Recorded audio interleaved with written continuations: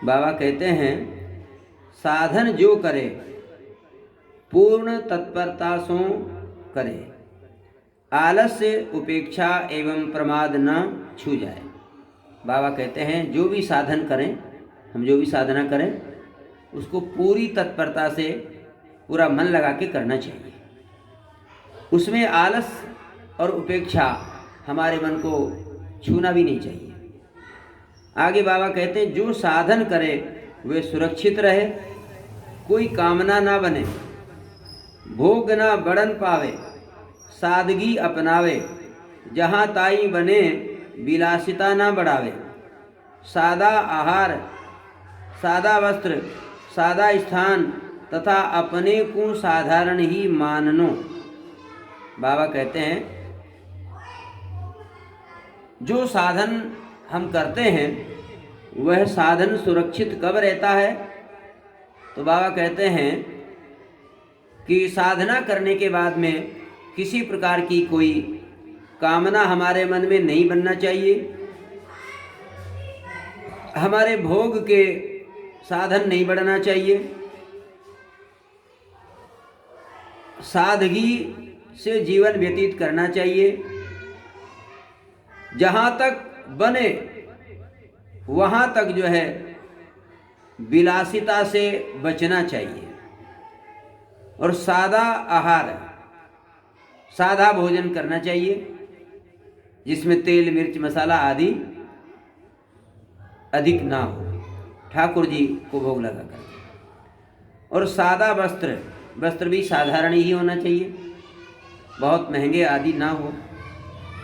साधा स्थान, स्थान भी बोले सामान्य ही होना चाहिए, तथा अपने को साधारण ही मानना, तथा अपने आप को भी साधारण ही मानना चाहिए। अपने को त्यागी, वैरागी, तपस्वी, ज्ञानी, भजनानंदी तथा प्रेमी न जचाओ।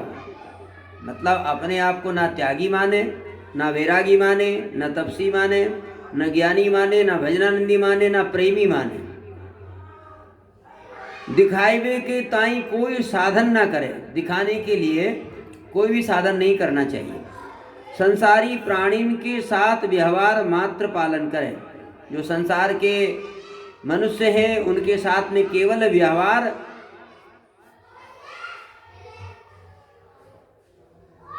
मात्र पालन करें, उतना ही संपर्क रखें। आसक्ति कहूँ ना होने पावे, किसी में आसक्ति नहीं होना चाहिए।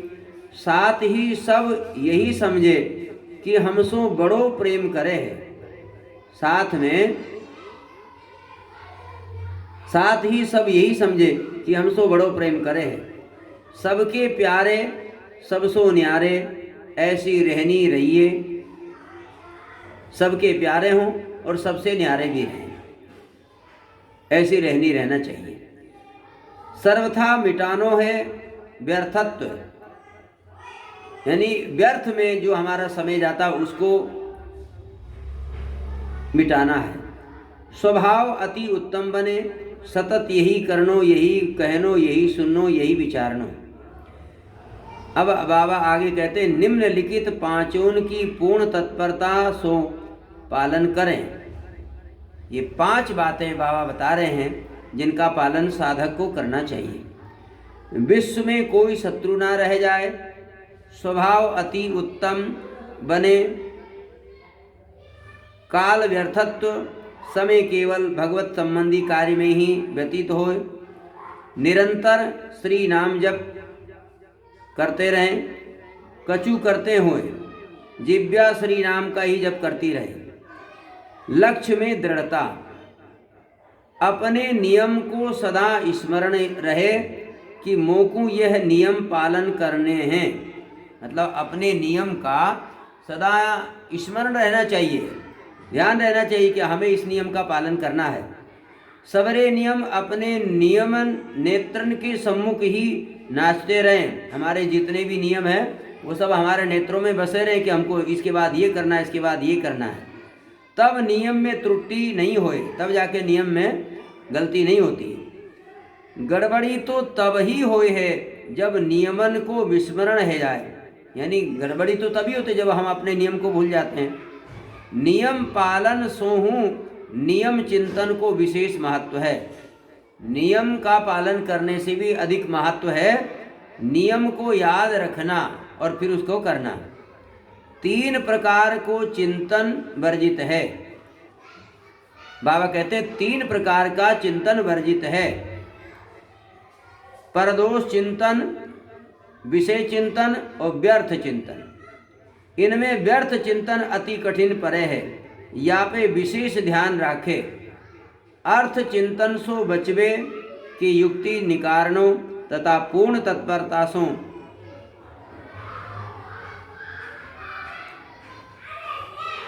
काम लेनो है। घबराए बे की बात नहीं है, धैर्य पूर्वक काम करवे सो का नहीं है सके। लगी परे सच्चाई सो सफलता तो मिलेगी ही, यानी सच्चे मन से लग जाए तो सफलता तो मिलेगी ही। आगे बाबा कहते हैं भोग वासना और भक्ति एक साथ नहीं रह सके। बाबा कहते हैं भोग वासना और भक्ति ये दोनों एक साथ में नहीं हो सकता है। या तो भोगों का सेवन कर लिया जाए या भगवान की भक्ति कर लिया जाए। अब तुम चाहो कि दोनों बात एक साथ में कर लें, भोग भी भोग लें और भगवान की भक्ति भी कर लें, तो एक साथ नहीं होगा। जब ताई काहू संसारी वस्तु में रस आवे है, तब ताई श्री भगवत प्रेम कहाँ। बाबा कहते हैं जब तक संसार की किसी भी वस्तु में रस आ रहा है, तब तक भगवान का प्रेम प्राप्त नहीं हुआ है। भगवान का प्रेम जब प्राप्त हो जाता है तो संसार की हर वस्तु का रस समाप्त हो जाता है। वैष्णव वही जो कबहू श्री भगवान की आशा नहीं त्यागे और ना कबहू मनुष्य की आशा राखे। बाबा कहते हैं वैष्णव वही है जो हमेशा भगवान के ऊपर विश्वास रखे और भगवान की ही आशा करे और मनुष्य की आशा कभी नहीं करे। आगे बाबा कहते हैं आसक्ति तथा मोह को नाश करवे वारो शस्त्र है विवेक। बाबा कहते हैं आसक्ति तथा मोह का नाश करने वाला जो शस्त्र है वो है विवेक। बाबा कहते हैं आगे साधु वही जो कबहू साधन सो उदासीन नहीं होए। बाबा कहते हैं साधु वही है जो कभी भी अपने साधन से उदासीन नहीं होता है, वही है साधु। कबहू चिंता नहीं करे और सदा सर्वदा प्रसन्न वदन निर्भय और निश्चिंत ही रहे, साधु के लिए कहा गया। बाबा कहते हैं साधु वही है जो कभी भी अपने साधन से उदासीन नहीं होता है, कभी भी चिंता नहीं करता है और सदा सर्वदा प्रसन्न मन से रहता है और भगवान के ऊपर वह पूरा पूरा विश्वास करता है, वह है साधु।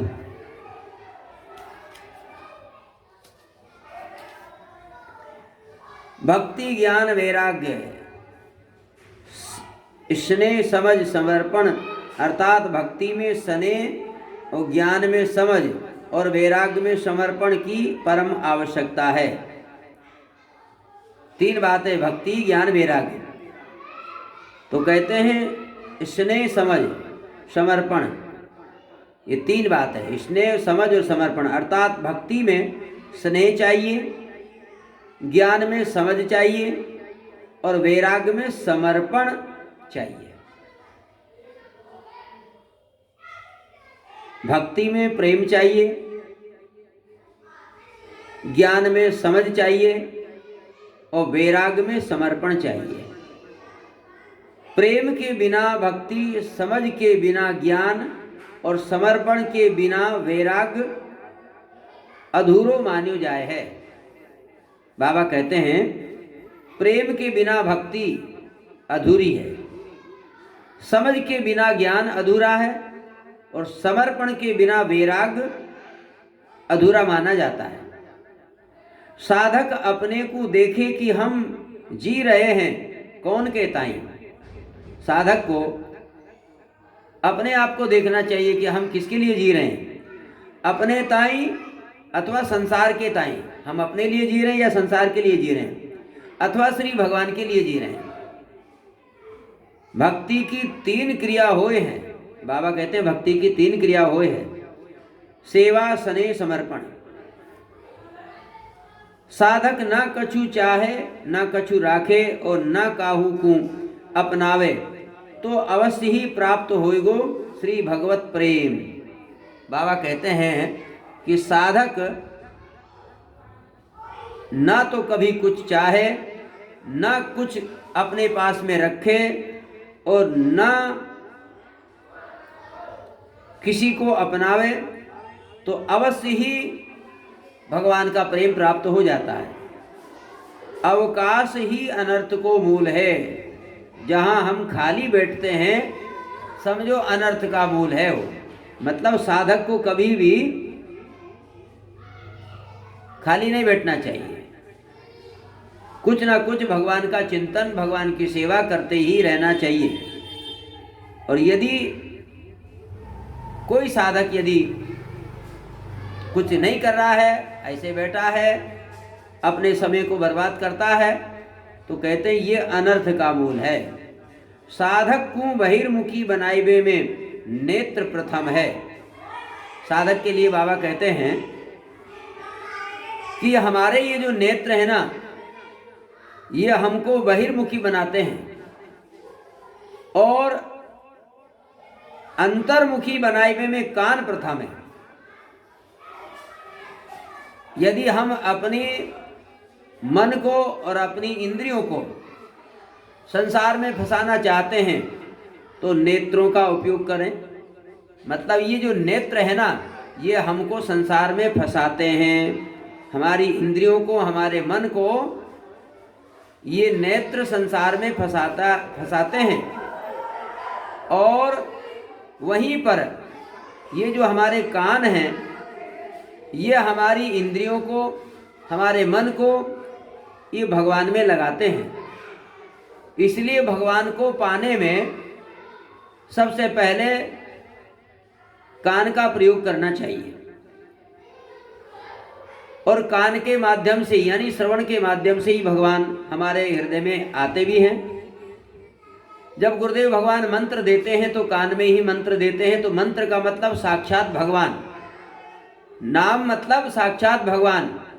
नाम महाराज के रूप में गुरुदेव भगवान को जो है हमारे हृदय में विराजमान करते हैं। इसलिए हमारे कान को ही जो है भगवत प्राप्ति में मुख्य माना गया है। तो कम से कम इन नेत्रों का उपयोग करना चाहिए। यदि नेत्रों से देखना ही है तो केवल भगवान को देखा जाए, वरना श्रवण के माध्यम से, कान के माध्यम से भगवान को प्राप्त करना चाहिए। क्योंकि ये कान जो हैं हमको अंतर्मुखी यानी समाधि की ओर ले जाते हैं। जा काहू के अंतःकरण में आज तक श्री भगवान और संसार को प्रवेश भयो है, इन दो मार्गन सोई भयो है। आज तक किसी के भी हृदय में संसार का अथवा भगवान का प्रवेश हुआ है तो ये 2 ही मार्ग हैं। संसार प्रवेश करता है हमारे हृदय में नेत्रों के माध्यम से, और भगवान प्रवेश करते हैं हमारे हृदय में कान के माध्यम से।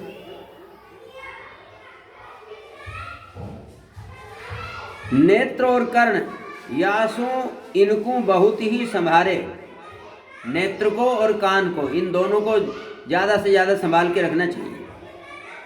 नेत्रन सो ना संसार को देखे और ना कानन सो संसार को सुने।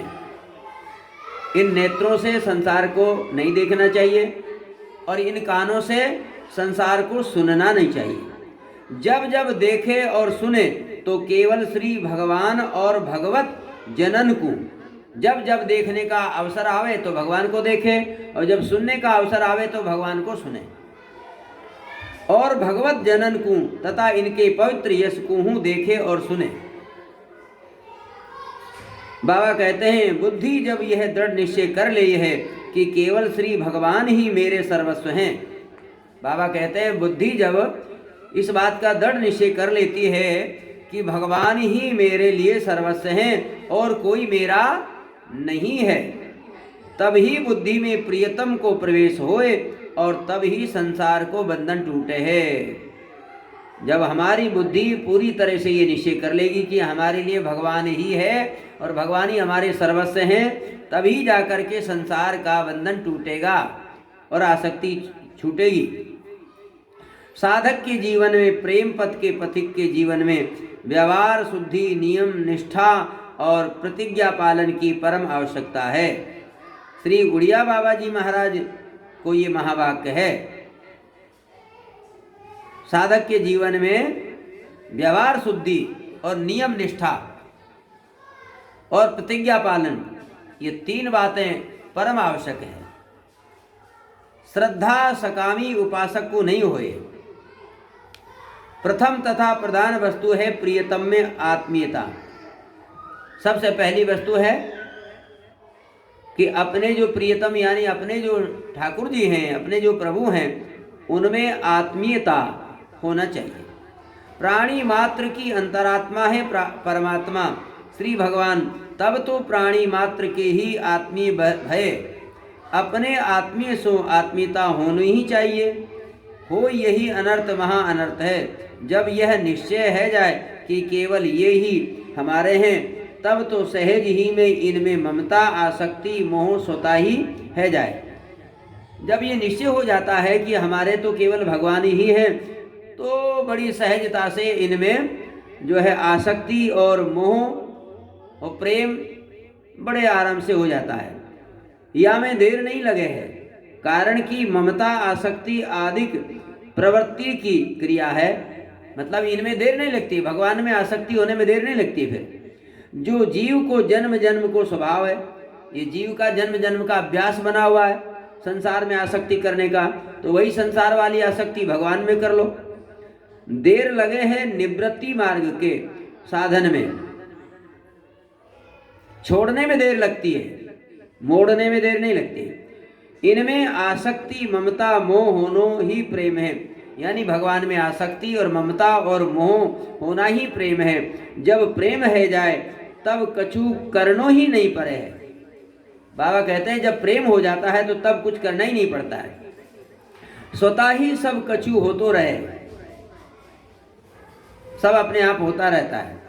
अतः अपनो परम कर्तव्य यही है कि अपने जीवन धन सो आत्मीयता करवे को निरंतर अभ्यास बढ़ाते रहे। बोलो भक्तवत्सल भगवान की जय।